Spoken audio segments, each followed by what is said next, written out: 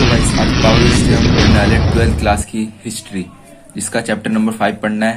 ठीक है इस पावर हिस्ट्री में तो हमने एक सीरीज स्टार्ट किया, पावरफुल क्वेश्चन सीरीज। ठीक है आज चैप्टर 5 है उसका। तो स्टार्ट करते हैं क्वेश्चन 1 से। ठीक है जो सीबीएसई बोर्ड के लिए बहुत इंपॉर्टेंट है।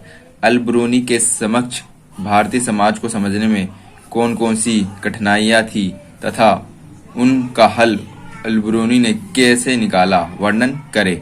यानी जो अल ब्रूनी था, 3 यात्री थे, अल ब्रूनी, इब्न बतूता और फासा बर्नियार। तो इन्होंने किसकी बात की? अल ब्रूनी की। तो उसके समक्ष कौन कौन सी बाधाएं आई, यानी कठिनाइयां आई, किसको समझने में?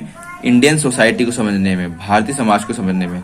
तो उसको वर्णन कर रहा है। ये उसका सोल्यूशन उसने कैसे निकाला उसको भी लिखना है, यानी बहुत इंपॉर्टेंट क्वेश्चन है। तो पहला पॉइंट क्या निकालेंगे कि इनकी कठिनाइयां।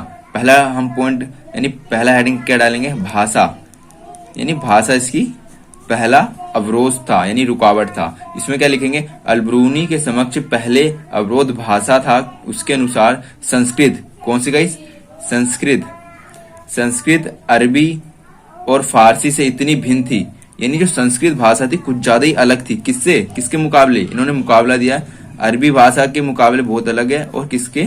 फारसी भाषा के मुकाबले अलग है। किसने बोला? अल ब्रूनी ने, कि संस्कृत अरबी और फारसी से इतनी भिन्न थी कि विचारों और सिद्धांतों को एक भाषा से दूसरे भाषा में अनुवाद करना आसान नहीं था। यानी संस्कृत में एक भाषा को दूसरे भाषा में अनुवाद करना आसान नहीं था। किसके लिए? अल ब्रूनी के लिए। तो पहली कठिनाई क्या आई?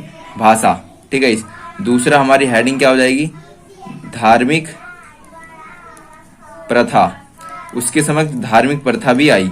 जैसे इसमें क्या लिख सकते हैं? ये तो हेडिंग हो गई। पॉइंट में क्या लिखेंगे? अल ब्रूनी के अनुसार भारतीय समाज में अनेक धार्मिक अवस्था और प्रथाओं का प्रचलन था तथा इन सब में कई अंतर पाए जाते हैं। आप तो जानते हैं भारत एक ऐसा शहर है, एक ऐसा देश है जहाँ पर अनेक धर्म है। अनेक धर्म होगा तो जाहिर सी बात है अनेक परंपराएं होगी। अनेक परंपराएं होंगी तो अलग अलग कल्चर लोगों के होंगे।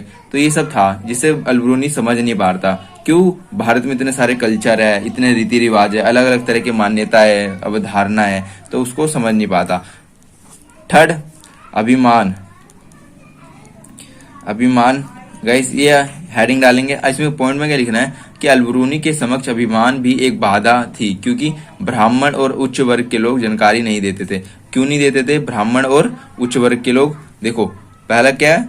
ब्राह्मण और उच्च वर्ग के लोग, ब्राह्मण और उच्च वर्ग के लोग इन्हें जानकारी नहीं देते थे। किसको जानकारी नहीं देते थे? इन्फॉर्मेशन नहीं देते थे। कोई भी प्रकार की इन्फॉर्मेशन अल ब्रूनी को नहीं देते थे। क्यों? क्योंकि अल ब्रूनी आप जानते हो दास था। ठीक है गाइस, क्या था? एक दास था। इसीलिए अभिमान यानी स्टेटस, कोई ब्राह्मण पढ़ा लिखा और अमीर किसी दास से बात करे, ये तो उनका स्टेटस के खिलाफ है ना गाइस। तो इसीलिए अल ब्रूनी तो एक दास था, इसीलिए एक बाधा ये भी आई, अभिमान। अब इसे हल कैसे करता है इन तीनों समस्याओं को? यानी हल पे आता है, सोल्यूशन क्या करता है? तो वो क्या करता है कि वो खुद संस्कृत सीखता है। क्या सीखता है? वो संस्कृत भाषा सीखता है। ये वेदों, पुराणों और भागवत, गीता, पतंजलि, इन सब चीजों को क्या करता है? अंशों का सहारा लेता है। इन अंशों का सहारा लेता है। ठीक है, जिससे ये सब कुछ समझ जाता है। होता क्या है कि अल ब्रूनी ने भारतीय समाज को समझने के लिए वेद, पुराण, भागवत गीता, पतंजलि, इसके साथ साथ मनुस्मृति आदि ग्रंथ के अंशों का सहारा लिया, जिससे इन्होंने जो ये 3 कठिनाइयां आ रही थी इस पर इसने काबू पाया और ये इसका हल निकाला। किससे? वेद, पुराण, भागवत गीता, पतंजलि, मनुस्मृति, इन अंशों का सहारा लिया तथा संस्कृत सीखी। ठीक है तब जाकर इसने भारतीय समाज के बारे में अंडरस्टैंडिंग बनाई अपनी, कि भारतीय समाज कैसा है, उसकी समाज कैसी है, इतनी रीति रिवाज कैसे है। सो गाइस स्टार्ट करते हैं हम क्वेश्चन नंबर 2। इब्न बतूता जो दूसरा यात्री था, इब्न बतूता के अनुसार भारतीय शहरी केंद्रों की विशेषता को लिखिए। यानी भारतीय शहरी केंद्र, जो भारत के शहर के जो केंद्र थे, चाहे वो बाजार हो या कोई वो इम्पोर्टेंट स्थल हो गया, तो वो उसकी विशेषता का वर्णन करना है। तो इसमें क्या लिखेंगे? पहला जो हेडिंग है, व्यापक अवसरों से भरपूर। ठीक है गाइस, इसमें क्या लिखेंगे, इस हेडिंग में हम पॉइंट क्या लिखेंगे, इसमें हमें ये लिखना है कि इब्न बतूता ने उपमहाद्वीप के शहरों की उन लोगों के लिए व्यापक अवसरों से भरपूर पाया जिनके पास आवश्यक इच्छा हो, साधन हो तथा कौशलता हो। यानी उन लोगों के लिए बाजार अवसरों के लिए यानी अपॉर्चुनिटी से भरा हुआ है, जिनके पास क्या इच्छा हो यानी डिजायर हो, कोई साधन हो, इसके अलावा कौशलता हो यानी कोई कौशल हो, कोई स्किल हो, तो उनसे क्या होता है जो बाजार भरपूर पाता है, यानी उन्हें आराम से कोई भी जॉब या कार्य मिल जाता है बाजार में। ठीक है, इस पहला तो ये हो गया हमारा। सो गाइस, दूसरा जो हमारा हेडिंग होगा इसमें भीड़ भाड़ वाली सड़कें व रंगीन बाजार। तो गाइस, ये तो हमारा हेडिंग हो गया। अब इसमें हम पॉइंट क्या लिखेंगे, बहुत आसान है। इसमें हमें ये लिखना है कि इब्न बतूता के अनुसार अधिकांश शहरों में भीड़ भाड़ वाली सड़कें, चमक धमक वाली रंगीन बाजारें थे तथा भिन्न भिन्न प्रकार की वस्तुओं से भरे होते थे।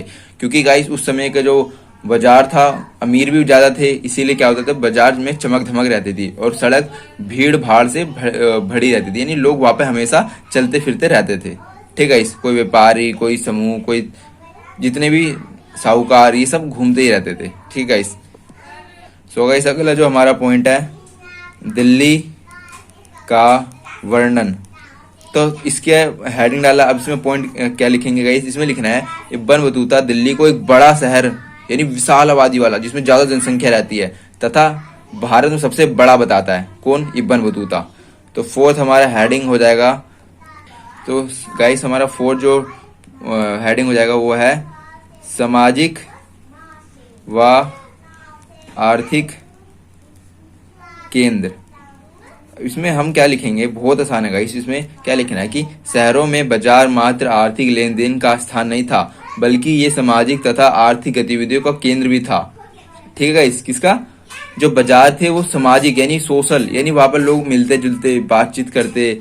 ठीक है, यहाँ तक कि शादी समारोह का जो शादी से जुड़ी हुई बातचीत होती है वो भी वहां पे होता, आर्थिक लेन देन भी होता है, यानी बाजार एक तरह का केंद्र है, ये बताया है, सामाजिक और आर्थिक।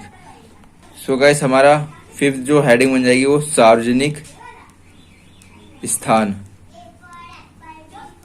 इसमें क्या लिखना है गाइस, इसमें हेडिंग बना के पॉइंट हमें ये लिखना है कि शहरों के अधिकांश बाजारों में एक मस्जिद एक मंदिर होता था।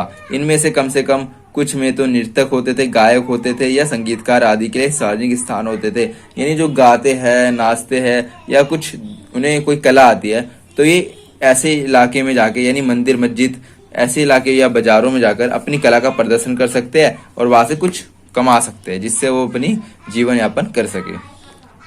सो गाइस, अब हम बात करते हैं क्वेश्चन नंबर 3। इब्न बतूता के अनुसार संचार व्यवस्था की विशेषता का वर्णन करें।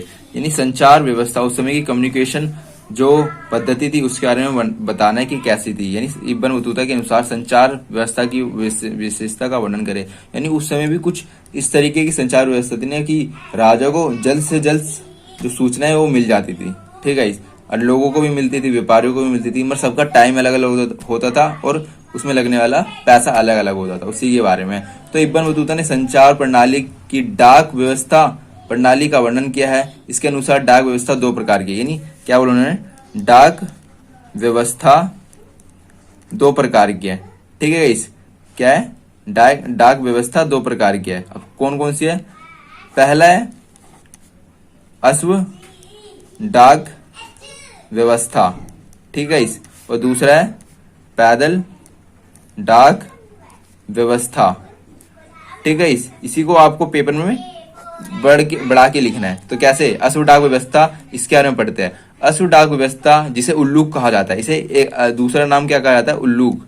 याद रखना गाइस, उल्लूक कहा जाता है हर 4 मील की दूरी पर स्थापित राजकीय घोड़े द्वारा संचालित होता है। यानी हर 4 मील पर यह बदला जाता है। ठीक है, फॉर एग्जाम्पल आपने ये आपका राजकीय क्या है, राजकीय घोड़े का स्थान है रखने का। ठीक है, राजकीय घोड़े का स्थान है रखने का।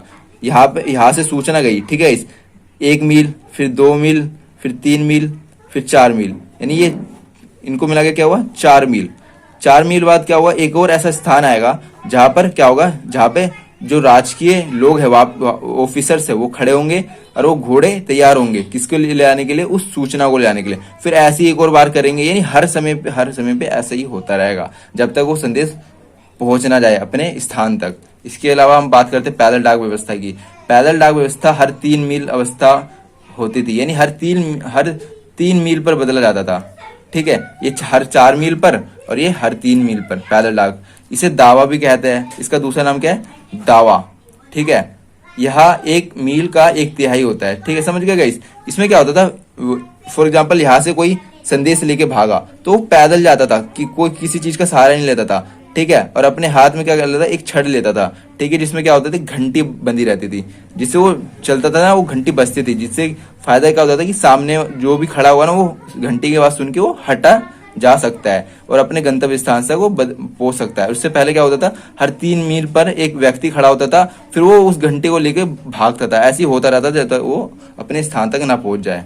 सो गाइस, आते हैं अपने नेक्स्ट क्वेश्चन पे। क्वेश्चन नंबर 4, इब्बन बतूता द्वारा दास प्रथा के संबंध में दिए गए साक्ष्यों का वर्णन करें। यानी इब्बन बतूता दास प्रथा का वर्णन किसने किया, इब्बन बतूता यात्री ने। तो पहला इसमें हेडिंग क्या होगा कि उसने कैसे दास को किस तरह यूज किया उसने। तो पहला है कि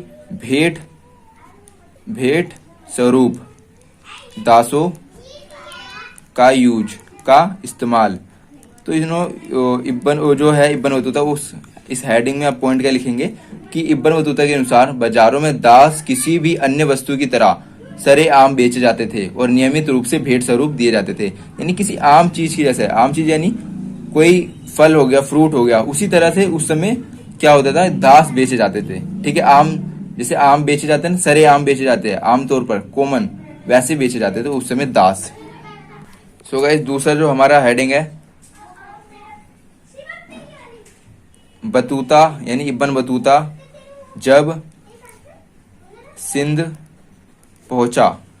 ठीक है, इसमें क्या लिखना है, इस वाले हेडिंग में इसमें पॉइंट क्या लिखना है कि जब इब्बन बतूता सिंध पहुंचा तो उसने सुल्तान मोहब्बत बिन तुगलक, क्या गाइस, सुल्तान मोहब्बत बिन तुगलक को भेंट देने के लिए ऊंट, घोड़े तथा दास खरीदे। ठीक है गाइस, किसके देने के लिए, सुल्तान मोहब्बत बिन तुगलक को देने के लिए।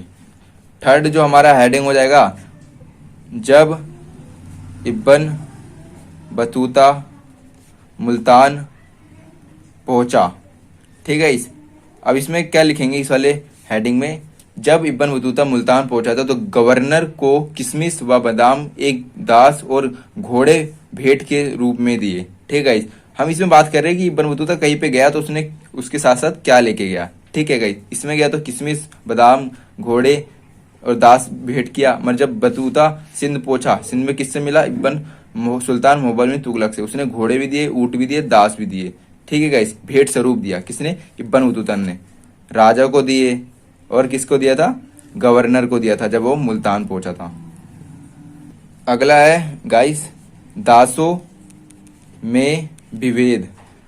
तो दासों में भी अंतर होते थे, यानी जो दास होते थे उनमें भी अंतर होते थे। कैसे, इब्बन बतूता के वृत्तांत से प्रतीत होता है, यानी इब्बन बतूता ने जो भी अपनी लाइफ में देखा, उसे जो लिखा, उससे पता चलता है कि दासों में विभेद होता था, यानी अलग अलग होते थे। कुछ सुल्तान की सेवा में कुछ कार्यरत दासियां संगीत व गायन में निपुण थी, यानी कुछ ऐसे दास थे जो गाने में, सिंगिंग में और गायन में और संगीत में दोनों में निपुण हुआ करते थे। ठीक है, ये भी बताया गया।